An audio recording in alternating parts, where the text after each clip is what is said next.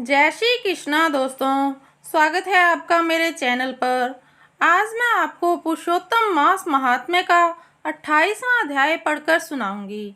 लेकिन वीडियो शुरू करने से पहले अगर आपने अभी तक मेरे चैनल को सब्सक्राइब नहीं किया है तो कर लें और पास में लगे बेल आइकन को भी दबा दें ताकि मेरे आने वाली सभी वीडियोस की नोटिफिकेशन आपको मिल जाए। तो चलिए शुरू करते हैं पुरुषोत्तम मास महात्म्य 28वां अध्याय।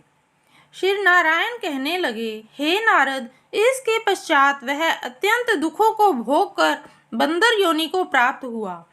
पाप का नाश करने वाला एक सरोवर था जो देवताओं को भी दुर्लभ मृग तीर्थ नाम से विख्यात था।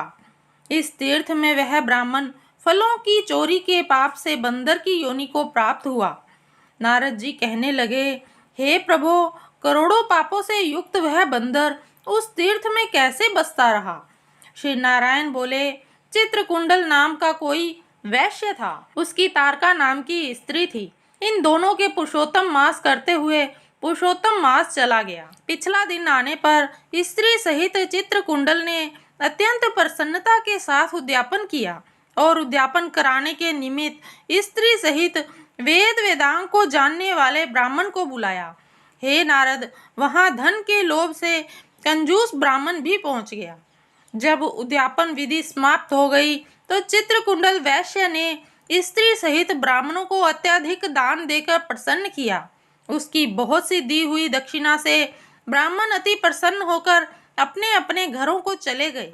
परंतु अत्यंत लोभी वह कंजूस रोता हुआ उसके आगे आकर खड़ा हो गया और विनय से नम्र होकर अति गदगद वाणी से चित्रकुंडल से बोला, हे चित्रकुंडल, वैश्यों के पति, आप इस समय कृतार्थ हो जो आपने पुरुषोत्तम का सेवन किया। ब्राह्मणों को बहुत सा धन दिया, किंतु मुझ भाग्यहीन को क्यों नहीं कुछ दिया? उस कंजूस के ऐसे वचन सुनकर उस वैश्य ने कंजूस को भी बहुत सा धन दिया। उस ब्राह्मण ने इस धन को लेकर पृथ्वी में गाड़ दिया। वहां उस लोभी ब्राह्मण ने पुरुषोत्तम महात्म्य के धन के लोभ से स्तुति की। पूजा को देखकर पुरुषोत्तम जी धन के लोभ से स्तुति सुनकर प्रसन्न हुए, जिसके फल से वह ब्राह्मण मृग तीर्थ को प्राप्त हुआ। वह तीर्थ जल वाला, घनी छाया वाला, मीठे मीठे फल वाले पेड़ों से शोभित अत्यंत सुंदर वन था। श्री नारायण कहने लगे, हे नारद, जब श्री रामचंद्र जी ने समुद्र में पुल बांधकर रावण का वध कर दिया तो रावण के मारे जाने से ब्रह्मा, शिव, इंद्र आदि सब देवताओं ने प्रसन्न होकर श्री रामचंद्र जी को वर मांगने के लिए कहा। तो उस समय श्री रामचंद्र जी ने कहा, हे देवताओं, यहाँ पर जो शूरवीर वानर राक्षसों के हाथों से मारे गए हैं उनको शीघ्र जीवित कर दो। इतना सुनते ही देवताओं ने अमृत की वर्षा करके सब वानरों को जीवित कर दिया।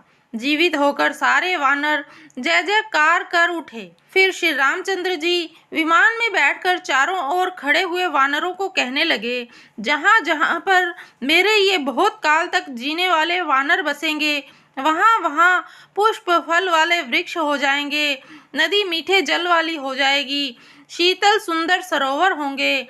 मेरी आज्ञा से तुम सब जाओ, तुमको कोई नहीं रोकेगा।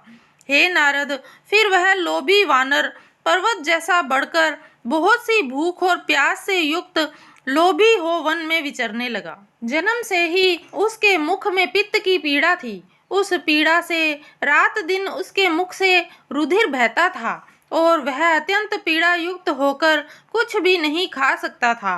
वह वानर चपलतावश श्रेष्ठ फलों को तोड़ता और मुख के निकट ले जाकर बहुत से फलों को फेंक देता।